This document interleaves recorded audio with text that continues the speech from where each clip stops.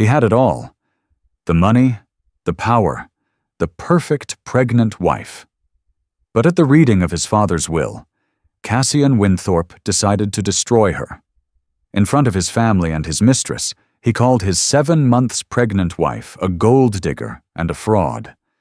He thought he was about to inherit a billion-dollar empire. He didn't realize his father had seen everything. And in the next 60 seconds, the humiliated woman he had just disowned would get the ultimate revenge, and he would lose everything. The nausea that morning had nothing to do with the baby. Lila Hart was 7 months pregnant, and the morning sickness had long since faded, replaced by a dull ache in her lower back and the constant, unsettling flutter of the new life inside her. This nausea was different. It was cold, metallic, and tasted of fear. It was the familiar taste of any day that mattered to her husband, Cassian Winthorpe. She stood in the center of their cavernous, minimalist penthouse.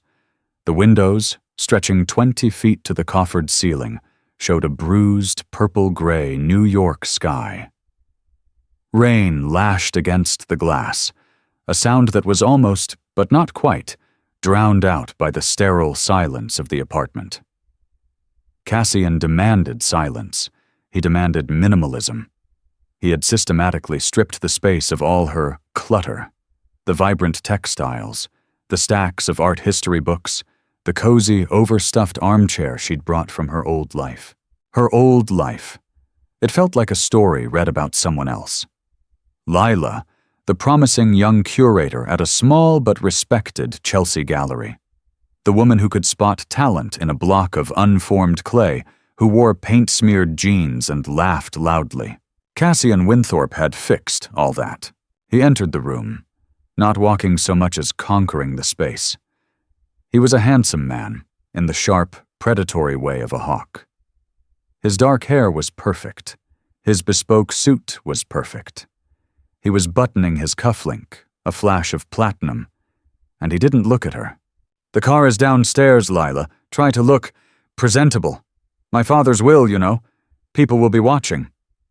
Lila was wearing a simple, elegant black maternity dress. It was cashmere, and it had cost more than her first car. She instinctively smoothed her hands over the swell of her belly. "I am presentable, Cassian." He finally looked at her, his eyes doing a quick, dismissive scan. "It's a bit much, isn't it? The whole Earth Mother thing. It's draining. Just stand beside me, nod, and don't talk to the press. And for God's sake, try to look sad. My father just died." He said it like an inconvenience, a failed merger. Edmund Winthorpe, the patriarch, the man who had built Winthorpe Industries from nothing, had been dead for 6 days. Cassian hadn't shed a tear.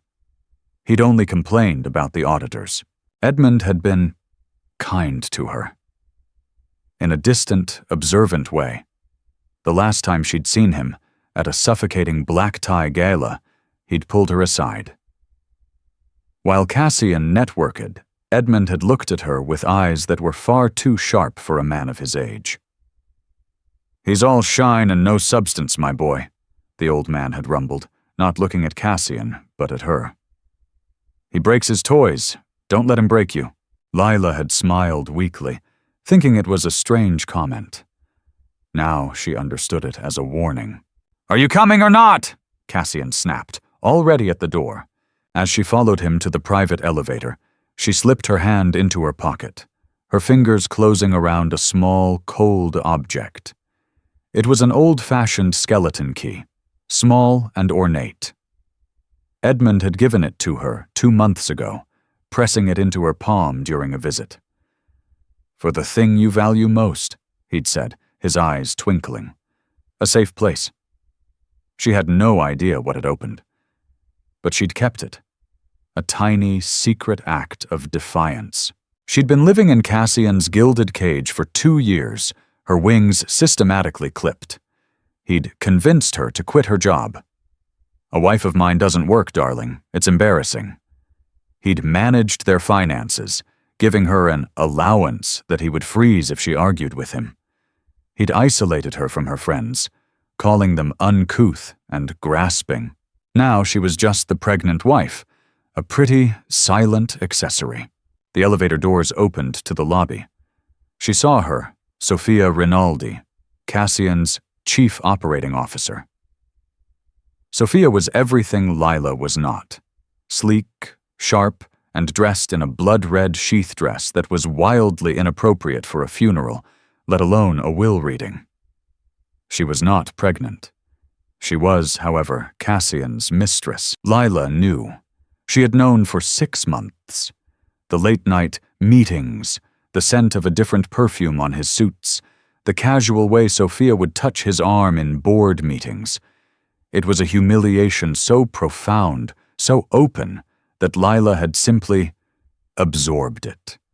To fight it would be to have it confirmed, and to have it confirmed would be to break. And she couldn't break. Not now. "Sophia, you're here," Lila said, her voice flat. Sophia gave her a cool, pitying smile. "Of course. I'm essential. Cassian needs me.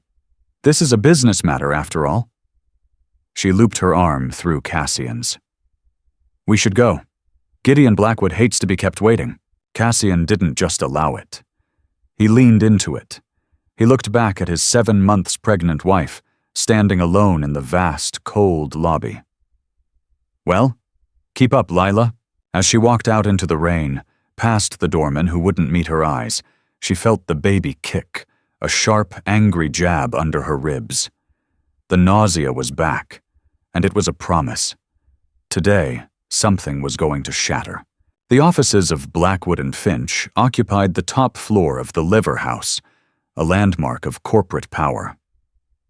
The boardroom was a museum of old-world intimidation, floor-to-ceiling mahogany, leather-bound books that hadn't been opened in a century, and a heavy, oppressive silence. The rain hammered against the windows, a frantic, angry percussion. Gideon Blackwood sat at the head of the massive, gleaming table. He was a man who seemed carved from granite, wearing a suit as dark and final as the grave. He was Edmund Winthorpe's man, loyal to the end and, apparently, beyond. Lila sat at the table, as far from Cassian as she could manage. Cassian, naturally, had taken the seat opposite Blackwood, the one that screamed heir apparent. Sophia Rinaldi had taken the seat right next to him, a laptop open, as if she were about to take minutes. The only other person was Corinne, Cassian's younger sister, a pale, nervous woman who twisted a handkerchief in her lap and shot venomous looks at everyone, but especially at Lila. "We are here," Blackwood began, his voice a dry rustle, "to execute the last will and testament of Edmund Charles Winthorpe." He put on a pair of antique, wire-rimmed glasses and opened the thick, leather-bound document. The air was so thick with tension, Lila felt she might choke on it. Cassian was vibrating, a low, aggressive thrum of entitlement. He tapped a platinum pen on the table. Tap, tap, tap. "I'll skip the preamble and legal boilerplate," Blackwood said, looking over his glasses. Edmund was not a man for boilerplate. He was specific. Corinne let out a small, choked sob. Cassian just rolled his eyes. "To my daughter, Corinne Winthorpe Wells," Blackwood read, "I leave a trust fund in the amount of $20 million and the house in Telluride. May you finally find some peace, my girl. Your brother is not your keeper." Corinne gasped. It was a generous but not obscene amount. "That's it?" she whispered. "$20 million? Cassian sneered. "Be grateful you got that, sis. You were always a disappointment." "Cassian," Blackwood warned, his voice sharp as steel. Yes, get on with it, Gideon," Cassian said, waving his hand. "Let's get to the main event. The company. Me." Blackwood stared at him for a long, cold moment. Then he turned a page. "Very well, to my son, Cassian." Cassian sat up, a wolfish, triumphant grin spreading across his face. He shot a look at Sophia, who smirked back. Blackwood continued. "To my son, Cassian Aurelius Winthorpe, I leave—" The lawyer paused deliberately and looked up. "I leave the sum of $10,000. The silence in the room was absolute. Even the rain seemed to hold its breath. Cassian's grin froze, then curdled. "What? What did you say? That's a joke. A typo. You mean 10 billion. I mean $10,000, Mr. Winthorpe. T-E-N. Edmund was, as I said, specific. He also left you his collection of chipped teacups, which he said you would find appropriate."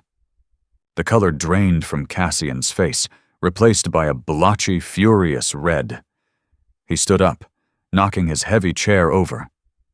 It hit the floor with a sickening thud. That senile old fool!" he roared, his voice cracking. "He's insane! He was senile! I'll contest this! I'll have your license, Blackwood!"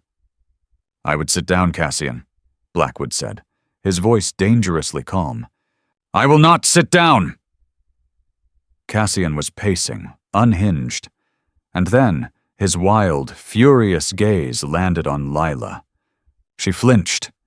She saw the new target lock into place. "You," he whispered, his voice low and menacing. He walked toward her and she shrank back. "This is your fault." "Cassian, don't," Lila said, her voice trembling, her hands flying to her belly. "You did this," he roared, pointing a finger at her face. You poisoned him against me. The weak, simpering, artistic little fraud, whispering in his ear, playing the victim." "Cassian, that's enough," Blackwood said, rising from his seat. "Oh, is it?" Cassian laughed, a raw, ugly sound. "Is it enough? I'm just getting started. You think you're so pure, don't you, Lila? My little pregnant Madonna." He turned to the room, a ringmaster performing for his audience. "Do you know what she is? She's a gold digger, a common grasping, social climbing whore who trapped me." Tears were streaming down Lila's face now, hot and silent. She was frozen in her chair, a pillar of salt. "She probably doesn't even know who the father is," Cassian yelled. "She trapped me, and now she gets nothing. You get nothing, you hear me?" He was breathing heavily, his handsome face twisted into a mask of pure, unadulterated hate. And then he did the unthinkable. He turned to Sophia. He grabbed her hand and pulled her up, yanking her to his side. "You see this woman?" he bellowed, holding Sophia's hand aloft. "Sophia Rinaldi, this is a partner. This is a woman of substance. This is the woman I should have married, the woman I will marry as soon as I get rid of this—" He gestured to Lila's belly. "This parasite." The humiliation was complete. It was so total, so devastating that the air had been sucked from Lila's lungs. She was drowning. Corinne was staring at the table, white as a sheet. Sophia was smiling. She was actually, triumphantly, smiling. Into this suffocating, violent silence, Gideon Blackwood cleared his throat. "Mr. Winthorpe?" Cassian, still breathing hard, spat. "What? You didn't let me finish. You didn't let me finish," Gideon Blackwood repeated. The words, spoken quietly, landed with the force of a physical blow. Cassian turned, his face a mask of confusion and rage. "What are you talking about, you old fossil? You said $10,000? "I did," Blackwood agreed, adjusting his glasses. He looked down at the will, his finger tracing the line. "Ah, yes, here we are. To my son, Cassian Aurelius Winthorpe, I leave the sum of $10,000. And here is the part you interrupted, provided he accepts this bequest as his sole and final inheritance, without contest." Blackwood looked up, his eyes as cold as a winter sky. "And should he contest this, or, as I deeply suspect he will, should he fail to show a modicum of human decency to those in this room, said bequest of $10,000 is to be considered null and void." Cassian stared, his mouth opening and closing. What does that mean?" "It means, Mr. Winthorpe," Blackwood said, savoring the title, "that by your performance, you have just disinherited yourself. You get nothing, not even the teacups." Sophia's smile faltered. Her grip on Cassian's hand visibly loosened. But if not me—" Cassian stammered, his bravado shattering, revealing the panicked, small man beneath. "The company. Winthorpe Industries. Who gets it?" "Ah," Blackwood said, turning the page. "The main event, as you called it. The residuary." He paused, looking directly at Lila. The room tilted. Lila, who was still trying to breathe, to push past the crushing weight of humiliation, looked up, her vision blurred by tears. "And now," Blackwood read, his voice gaining a sudden, resonant strength, "to the main beneficiary of my estate. I have spent my life building a legacy. It has been my greatest sorrow to watch my son, Cassian, grow into a man of profound weakness, a man who mistakes cruelty for strength and who values only the shallowest, most reflective surfaces. He is not a guardian. He is a destroyer." Cassian was shaking his head, whispering, "No, no, no. A legacy does not need a destroyer. It needs a creator. It needs a spine of steel, a kind heart, and a long-range view. It needs someone who understands that the foundation is more important than the facade. Therefore, the entire residue of my estate," Blackwood took a deep, theatrical breath, "including all shares and controlling interest of Winthorpe Industries, all real and intellectual property, all bank accounts, trusts, and holdings, both foreign and domestic, I leave in its entirety to my daughter-in-law." Blackwood looked up from the paper, his gaze finding and holding Lila's. "To Lila Hart." The silence that followed was not silence. It was the sound of a universe ending. Lila's gasp was a painful, tearing sound. She thought, for a wild, dizzying second, that she had misheard, that this was some new, elaborate cruelty.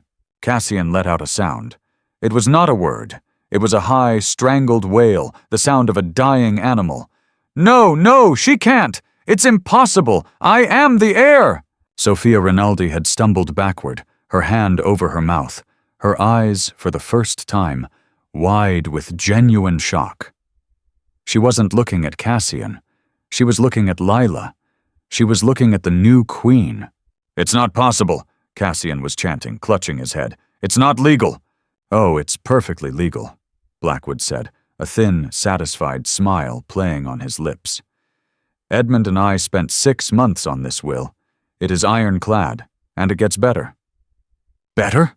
Corinne whispered, her face pale but her eyes, for the first time, alive with a terrifying, fascinated light.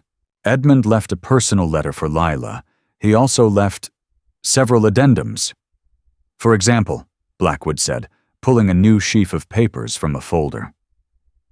"As the new owner and chairwoman of the board, Mrs. Hart's first act will be, yes, the immediate and summary termination of the employment contracts for one Cassian Winthorpe, CEO, and one Sophia Rinaldi, COO, for cause, morals clause, among other grosser financial malfeasance."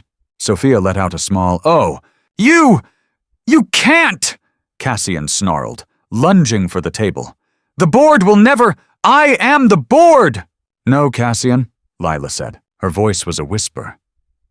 But in that room, it was a thunderclap. Everyone turned to her. She was still seated. The tears had stopped. Her face was pale, streaked with mascara, but her eyes were different. The fog of abuse, of fear, had vanished. In its place was a cold, clear, Arctic blue. She slowly, painfully, pushed herself to her feet, her hands resting on her pregnant belly, a gesture that was no longer one of defense, but of power. "You can't," Cassian pleaded, his tone shifting instantly from rage to a desperate, whining bargain. "Lila, baby, you don't know what you're doing. You can't run a company. You're an artist. You need me. We can run it together." He started toward her. "Stop," she said. The word was quiet, but it had the weight of the entire Winthorpe estate behind it. He froze. She looked at Blackwood. "Mr. Blackwood, is there security?" Edmund anticipated there might be a transition of power, Blackwood said, pressing a small, discreet button on his desk. The boardroom doors opened instantly, and two very large men in dark suits entered. They were not lawyers. "Cassian," Lila said, her voice shaking but gaining strength with every word. "You called me a gold digger, a whore, a parasite. You humiliated me. You stood there with your mistress, and you disowned me and my child." "Lila, I was angry. I didn't mean it." "Yes, you did," she said. "You meant every word. You just miscalculated. You thought I was a nothing. You thought I was a failed artist you had trapped." She took a step toward him. "But Edmund? Edmund saw me. He knew." She looked at Sophia, who was gathering her laptop, her face a mask of cold fury. "Sophia, you're fired! Get out of my building!" You bitch!" Sophia hissed. "Gentlemen," Lila said to the security guards, ignoring Sophia. "Please escort Mr. Winthorpe and Ms. Rinaldi from the premises. They are to be given 10 minutes to clear their personal effects from their desks, and then they are to be removed. Permanently." "You'll regret this, Lila!" Cassian screamed as the guards took his arms. "You will not survive this. I will ruin you. I'll take the baby." "You will not," Blackwood countered. Edmund also established a trust, a legal war chest for Mrs. Hart, to protect her and the child from any frivolous or vexatious litigation. "Your name is on the list, Cassian. You sue her. You're looking at a countersuit that will leave you, well, with less than your current zero." The fight drained out of Cassian. It was as if his strings had been cut. He looked, for the first time, small. The guards dragged him, sputtering and empty, from the room. The door clicked shut. Lila stood in the silent, mahogany-paneled room. Corinne was staring at her, her mouth slightly open, and then Lila's knees buckled. She would have fallen had Blackwood not crossed the room in 2 surprisingly fast strides to catch her arm, guiding her into the chair Cassian had knocked over. "Breathe, Mrs. Hart," he said, his voice surprisingly gentle. "Just breathe. You have a great deal of work to do." The silence that fell in the boardroom was heavier than the one before. It was the silence of a bomb crater, the air still crackling with ozone. Corinne was the first to move. She stood up, her chair scraping on the polished floor. "You!" she said, her voice trembling. She wasn't looking at Lila with admiration. It was a new kind of hatred, mingled with a terrible, grudging respect. You planned this. You seduced my father. You played the poor, gentle victim, and you stole it all." "Corinne, I did nothing of the sort," Lila said, her hands pressed to her temples. The adrenaline was fading, leaving a vast, echoing emptiness. The baby was turning slow, heavy cartwheels. "Didn't you?" Corinne's laugh was sharp and brittle. "Well, congratulations, sister-in-law. You won. You got the money, you got the power. You even got my father's love, which is more than Cassian or I ever did." She grabbed her purse, the one that cost $20,000. "Don't think this is over. You may have fooled Edmund, but you haven't fooled me. You have no idea what you've just inherited. It's not a company. It's a monster, and it will eat you alive." She stalked out of the room, leaving the scent of expensive, bitter perfume in her wake. Lila was alone with Gideon Blackwood. "She's not entirely wrong," Blackwood said, pouring a glass of water from a crystal carafe. His hand was perfectly steady. He passed it to her. "About the company, that is. Not about you. Edmund was very clear on you." I can't do this," Lila whispered, her voice a raw thread. "Mr. Blackwood, I'm a curator. I know about 17th century Dutch art and postmodern sculpture. I don't know about hedge funds and corporate acquisitions." "You will learn," Blackwood said simply. He sat down opposite her, not as a lawyer, but as something else. An ally? A jailer? "Edmund didn't choose you because you know finance. He chose you because you don't. He chose you because you have character. He said Cassian was all shine, and you were all substance. That was the word he used. He slid a small black phone across the table. It was heavy, new. "This is for you. It's a secure line. My number is the only one in it. Your driver, a man named Thomas, is waiting downstairs. He is not the same driver who brought you here. Thomas worked for Edmund for 30 years. He can be trusted." The penthouse?" Lila asked, her mind reeling. "Cassian, Where do I go?" "You go home, Mrs. Hart," Blackwood said. "The penthouse, the cars, the accounts, everything was in Edmund's name, held in a trust. That trust is now yours." Cassian was, for lack of a better term, a guest in his father's house. His access codes were deactivated. "Oh, about 5 minutes ago." The efficiency was terrifying. This had been a coup, planned with military precision. The ride down the elevator was a blur. Lila walked through the lobby, a ghost in her own life.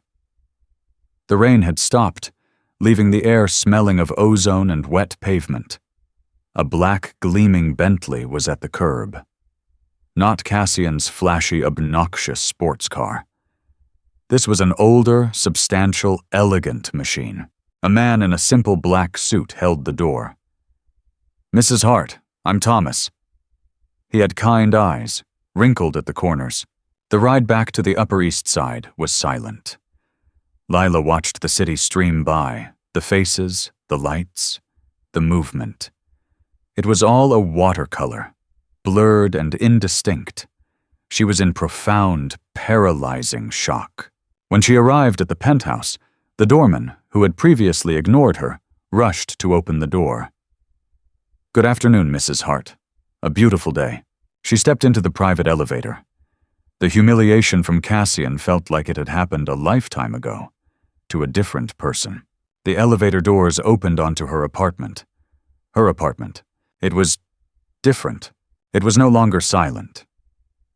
The staff, the cook, the 2 housekeepers, all of whom had been hired by Cassian and treated her with polite disdain, were standing in the foyer.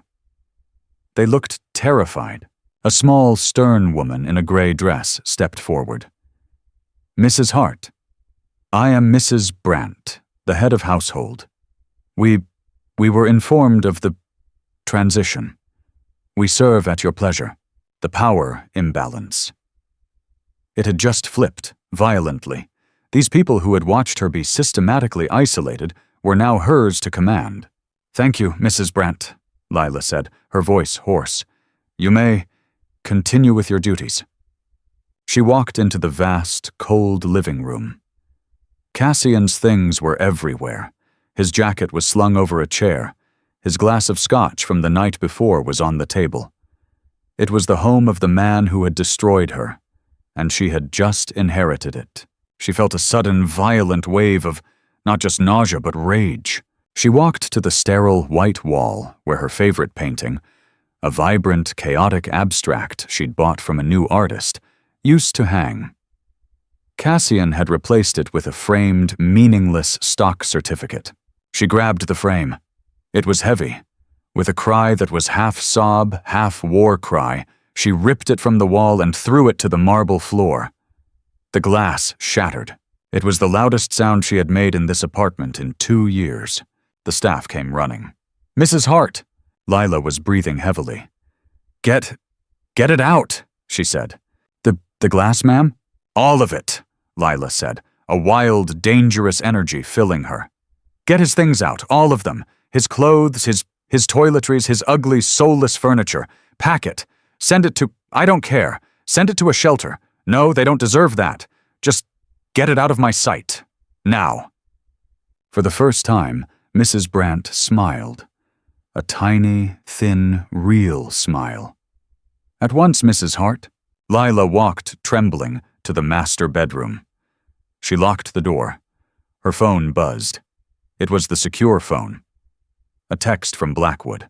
"He's on the street. He tried to access his accounts. He's loud. He is no longer your concern. Your concern is what's next." Lila sat on the bed. What was next? She was 7 months pregnant. She was a billionaire. And she was utterly, terrifyingly alone. The first 24 hours were a disorienting blur of power and panic. Lila slept for 3 hours in the guest room, a space Cassian had never entered. She woke up to a changed world. The penthouse was bustling with a quiet, efficient energy. Mrs. Brandt had, with what seemed like gleeful precision, mobilized her staff. Cassian's entire existence was being professionally erased. Closets were emptied. The ugly, minimalist, masculine sculptures were gone. By noon, the apartment was half empty, but it was the first time Lila could breathe in it. The panic, however, was real. She was the new head of a multi-billion-dollar global conglomerate. She looked at her laptop, the one Cassian had given her, and which she suspected he monitored. And she didn't even know the login for the Winthorpe Industries intranet. The secure phone buzzed again. Blackwood. Mrs. Hart, the board has been restless. They are demanding an emergency meeting. I've scheduled it for 10 a.m. tomorrow. You must be there. Be there? Lila said, pacing the room. Be there and say what? Hello? I'm the pregnant artist who just inherited you all? You must assert your authority. Blackwood's voice was firm. They smell weakness. Edmund's shadow is large, but it's fading. They see you as a regency, a placeholder. You must prove you are the throne. How? Edmund is gone. I don't know his plans. I don't know his anything. There was a pause on the line. But you do. Edmund was, as I said, specific. He left you more than the company, Lila. He left you the manual. The manual? What manual? A business plan? A key, Blackwood said. He told me he gave you a key. He said, she'll know what to do with it when the time is right. I suggest the time is right.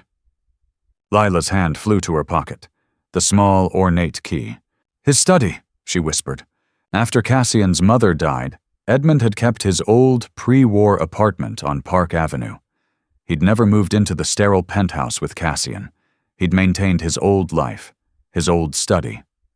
Cassian had refused to go near it. Thomas will take you, Blackwood said. Go, tonight, before the meeting. Go and find your armor, Mrs. Hart. The ride to Edmund's apartment was different. Thomas drove her in the Bentley. She felt like an imposter, a child playing dress-up. Edmund's apartment was in a building of old, quiet money. The lobby was warm, all dark wood and worn, plush rugs. Thomas used a key to take her to a private elevator.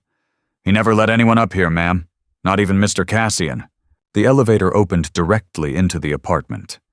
It was the complete opposite of her penthouse. It was full of books, floor to ceiling, full of art. Real, passionate, chaotic art, not the sterile, investment-grade junk Cassian favored. It was full of life, and there, at the end of the hall, was the study. It was locked. Her hand trembled as she pulled the small key from her pocket. It slid into the antique lock. It turned, smooth as butter. The room smelled of old paper, leather, and a faint, lingering scent of pipe tobacco. It was a sanctuary. And on the massive mahogany desk, there was a single, large, leather-bound journal. It wasn't a business ledger. It was addressed simply to Lila. She sat in Edmund's oversized leather chair and opened it. It wasn't a journal. It was a letter. It was a manifesto. It was, as Blackwood had said, a manual. My dearest Lila, if you are reading this, I am gone, and the first part of my plan has succeeded. I imagine you are in shock. I imagine you are terrified. That is good. It means you are not my son. I also imagine Cassian has revealed himself for the hollow, cruel creature he is. For that, I am truly sorry. I am sorry I raised a man who could hurt a woman like you. She had to stop, a sob catching in her throat. He knew.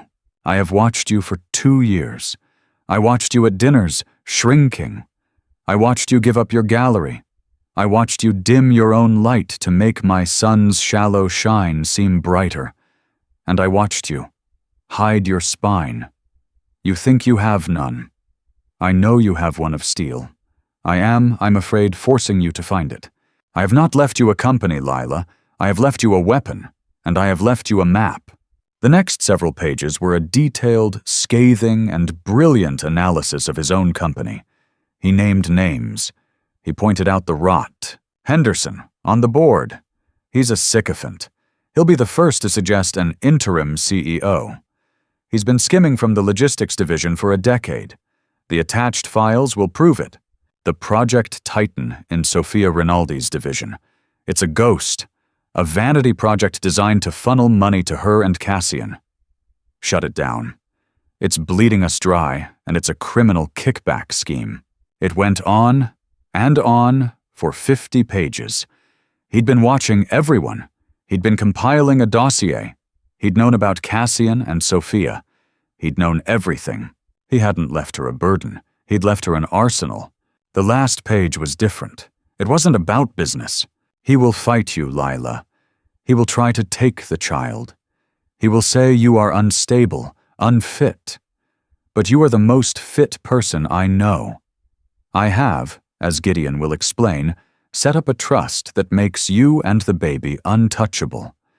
The inheritance was not just the money, it was your freedom. The money is just the wall that will keep the wolves at bay. Don't be me, Lila. Don't let this company consume the art in you. I made that mistake. I bought art, but I forgot how to see it. You see it. That is your strength. You are a creator. Now go and create a better legacy than I did. Your father-in-law, who is prouder of you than you know, Edmund. Lila closed the book. The tears were gone. The shock was gone. The fear was still there, but it was different. It was a cold, clean, sharp-edged fear. It was the fear one feels before a righteous fight. She picked up the secure phone and dialed Blackwood. "Mrs. Hart?" "Gideon," she said. Her voice new, hard, and clear. "Cancel the 10 a.m. emergency meeting. Reschedule it for 9 a.m., and I'll need you to arrange for Mr. Henderson's arrest. Have the police auditors meet you at the office at 8:45. There was a beat of stunned silence on the other end.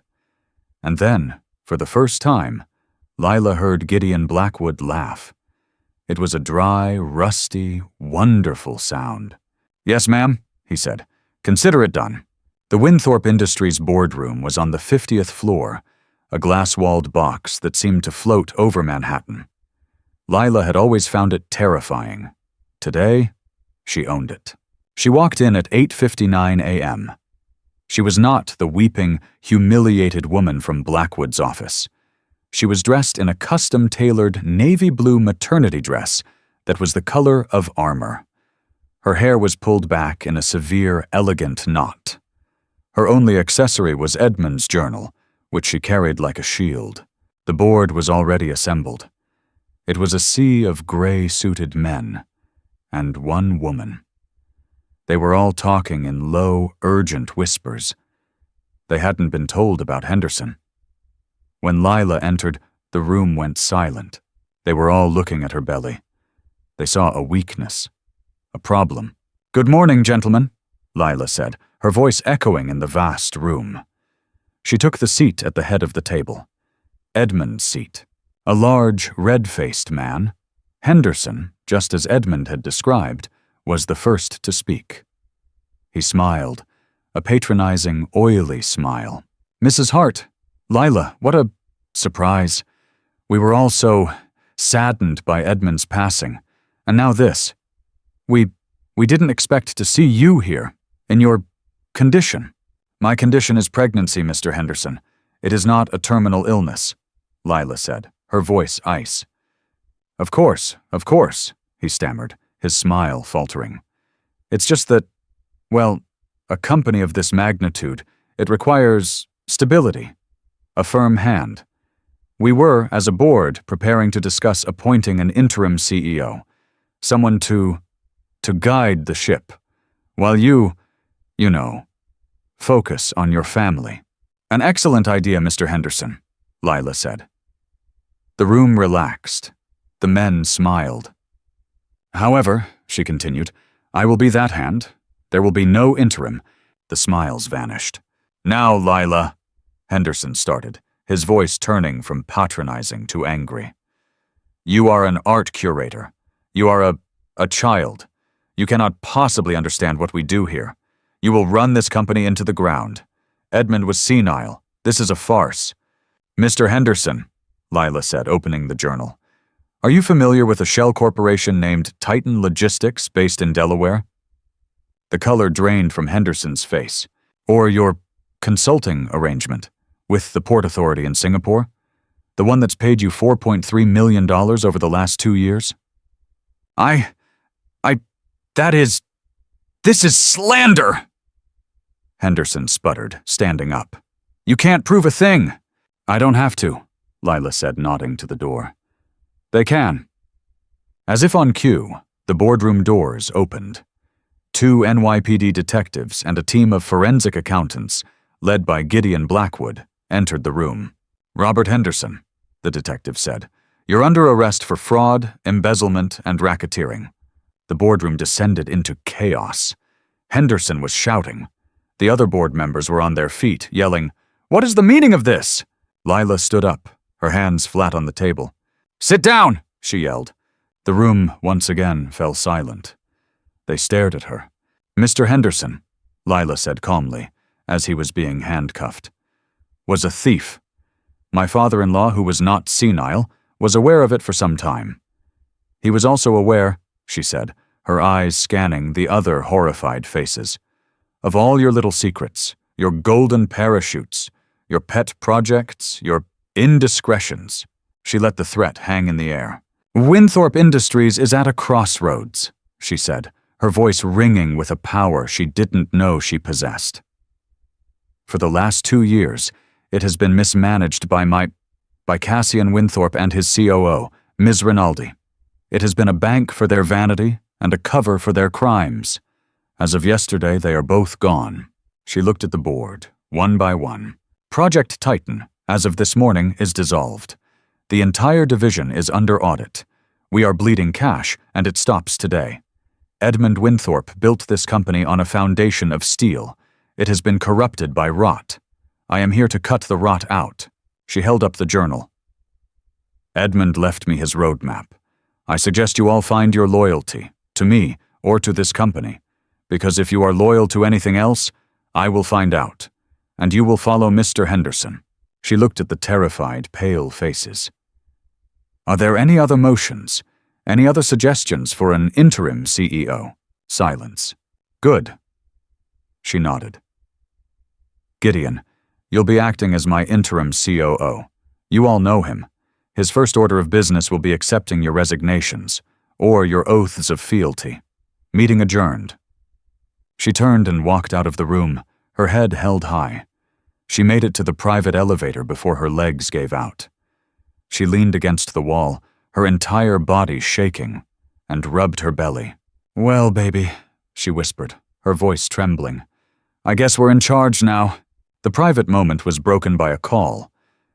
It wasn't the secure phone. It was her old iPhone, the one she'd almost forgotten. An unknown number. Lila? Lila, is that you? The voice was a whine. It was Cassian. Where are you? I'm at the bank. My cards. They're not working, Lila. They won't let me into the apartment. Tell them to let me in. No, Cassian, Lila said, her voice flat. What? Lila. Baby, stop this game. It's not funny. You can't do this. I'll sue you. I'll tell everyone you're crazy. You're having a breakdown. I'll get custody. I'll take my son. I'm not playing a game, Cassian, Lila said, the elevator doors opening to her empty, clean penthouse. You are finished. You are a nothing. You said it yourself, and you will never, ever touch my child. She hung up, blocked the number, and threw the old phone into a wastebasket. She was done with that life. The next 2 months were a brutal, relentless war. Lila worked 18-hour days from the penthouse, with Gideon Blackwood as her field marshal. She was fighting on 2 fronts, stabilizing the massive, unwieldy company and fending off the legal and social attacks from Cassian. He was true to his word. He'd gone to the press, painting her as a hysterical, pregnant, and unstable woman who had stolen her senile father-in-law's company. He'd filed lawsuits, all of which were immediately thrown out by judges who glanced at the ironclad Will and Edmund's war chest trust. Corinne, too, had launched her own attack. She'd tried to rally the shareholders, claiming Lila's artistic approach was tanking the stock. But Lila, following Edmund's manual, had done the opposite. By cutting the rot, shutting down the vanity projects, and arresting Henderson, she had stabilized the company. The stock, after an initial wobble, was climbing. But the stress was immense. Lila was 8.5 months pregnant. She was exhausted, lonely, and terrified. She was a queen on an isolated island. One night, after a grueling 14-hour call with the Tokyo board, the pain started. It wasn't the dull ache she was used to. It was a sharp, searing, terrifying pain. She was in early labor. Thomas, her driver, broke every speed limit getting her to the private wing of the hospital, the one Edmund Winthorpe had endowed. It was a medical emergency. The stress, the doctor said, had taken its toll. "We need to get the baby out, Mrs. Hart. Now." Lila was terrified. She was alone. She was about to bring her child into the world, and the only person she had to hold her hand was a kind, aging driver who waited in the hall. As they were prepping her for the emergency C-section, a commotion erupted outside her room. "You can't keep me out! That's my wife! That's my son!" It was Cassian. He burst through the door, his hair wild, his suit rumpled.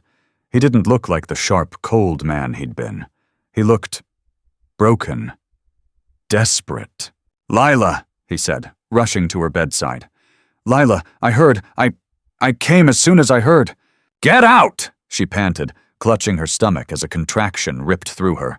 No, baby, listen." He grabbed her hand. His was clammy.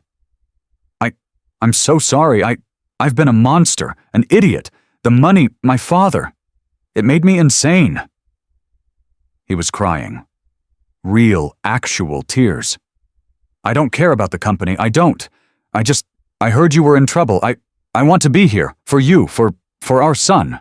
For one agonizing, vulnerable second, Lila almost believed him. She was in pain. She was scared. The old, programmed instinct to be soothed by him, to need him, flared up. He saw the weakness. His grip tightened. "It's all my fault. Let me make it right. Let me be here. Let me be a father." It was a performance. She knew in her heart it was a performance. This was his last, desperate attempt to get back in. To get to the baby, to get to the inheritance. The pain subsided for a moment, leaving her with that cold, Arctic clarity. She pulled her hand away. "Get out, Cassian." "Lila, please." "You don't get to be here," she said, her voice low and vicious, all her fear and rage and pain funneling into this one moment. "You don't get to do this. You don't get to humiliate me, to disown this child, and then to crawl back and pretend to be a father. This is the consequence, Cassian. You wanted me to have nothing. You wanted me to be alone. Well, you got your wish. You're just on the wrong side of it."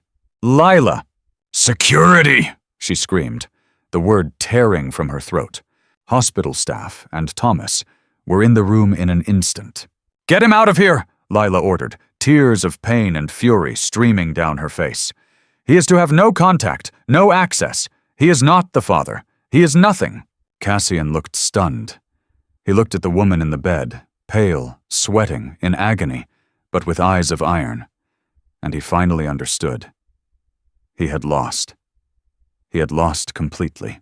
He was escorted out, not yelling this time, but slumped, a hollow man. The C-section was fast. And as Lila drifted in the twilight of anesthesia, she heard a sound. A tiny, furious, healthy wail. When she woke up, the room was quiet. Gideon Blackwood was standing by the window. "Gideon? Mrs. Hart, you gave us all a scare." "The baby?" she whispered, her heart stopping. "The baby," he said, a real warm smile touching his face, "is magnificent." A nurse brought in a small glass bassinet. Inside, wrapped in a blanket, was a tiny, perfect, red-faced baby. It's a girl," Lila whispered as the nurse placed the baby in her arms. A girl, all Cassian's rants about his son, his heir, and the universe had given her a daughter. She looked at her baby, this tiny creature who had weathered the storm with her. She had a full head of dark hair and a ferocious scowl. "Her name," Lila said, her voice cracking with a love so profound it hurt, "is Rose. Rose Donovan, after my grandmother. She wasn't a Winthorpe, she was a Donovan. She was her own." There was a soft knock. Corinne was standing in the doorway, looking awkward and lost. I saw them take Cassian out," she said. "He looked awful." "Good," Lila said. Corinne stepped in, her eyes landing on the baby. "Oh," she moved closer, tentatively. She has my father's eyes." She looked at Lila, her own eyes bright with unshed tears. "I hated you. I hated you because he saw you, and he never saw me, or Cassian. He only saw the company." "I'm sorry, Corinne," Lila said. "Don't be," Corinne sniffed. "He was right. About Cassian, about everything." She placed a small, elegantly wrapped gift on the table. It was a silver rattle. "My 20 million, it's not enough. Not really, but it's mine. The lawsuits Cassian filed, I'm not supporting them. You're on your own. But so am I. It wasn't an alliance, it wasn't friendship, but it was a truce." "Thank you, Corinne," Lila said. Corinne nodded and left. Lila looked at her daughter. Her inheritance wasn't the company. It wasn't the money. This was. This was the only thing that mattered. 6 months later, the light in the newly renovated Chelsea Gallery was perfect. It was a crisp autumn afternoon, and the sun streamed in, illuminating the polished concrete floors and high white walls. The space was filled with art that was challenging, vibrant, and new. At the center of the room, a woman was directing the placement of a large, chaotic, beautiful, abstract painting. She was dressed in dark jeans, a simple white blouse, and a black blazer. Her hair was in a messy bun. In a high-tech, ergonomic baby carrier strapped to her chest, a 6-month-old baby with a ferocious tuft of dark hair slept soundly. "A little to the left, Mark," Lila said. "It needs— Yes, right there." The woman who had inherited a billion-dollar empire was hanging a painting. Gideon Blackwood, dressed in a surprisingly stylish tweed jacket, stood by the door, holding 2 cups of coffee. "I'm still not convinced this is a sound use of the CEO's time, Mrs. Hart." Lila laughed, taking the coffee. She had hyphenated her name, a quiet but clear statement. "It's the only sound use of my time, Gideon. You're the one running the company." It was true. In a move that had shocked the financial world, Lila had promoted Gideon Blackwood to CEO of Winthorpe Industries. She had retained her title as chairwoman of the board, but she had handed the day-to-day operations to the one man Edmund had trusted. "I am merely executing your vision," Gideon said dryly, "and I must say, the Edmund Winthorpe Foundation for the Arts is aggressive." "It's a start," Lila said, sipping her coffee. She had used a significant portion of the company's profits, and her own new wealth, to create a massive charitable foundation. It funded underprivileged artists, reopened community art programs, and, in its first, most controversial move, bought this gallery and given it back to its original curators. She was, as Edmund had requested, creating. "He would be proud, you know," Gideon said quietly, looking at the painting. "He always loved the abstract, said it was the only honest art." "I know," Lila said. The painting she had just hung was her own, the one she had been working on when she met Cassian, the one she had hidden in storage for 2 years. A bell chimed. The door opened. A man stood there, silhouetted against the bright street. He was thin, poorly dressed, and he flinched when Lila turned to look at him. It was Cassian. Lila's blood went cold. She instinctively put a hand over Rose. "Cassian," Lila said. Her voice was steel. "You are trespassing. I have a restraining order." I know, I'm not here for that," he stammered. He looked terrible. He was thin, his eyes were haunted, and he smelled of stale liquor. The $10,000 had run out long ago. His friends had vanished. He was a ghost. I saw the paper," he said, holding up a copy of the New York Times art section. There was a full-page story on the gallery's opening. On her. I wanted to see it," he whispered, looking at her painting. It's good, Lila, it really is. You were always so talented." This was the final, most pathetic attack.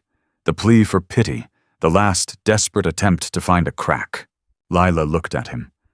The man she had loved. The man who had almost destroyed her. She felt nothing. Not hatred, not anger, just a vast, empty pity. "It's not for you, Cassian," Lila said.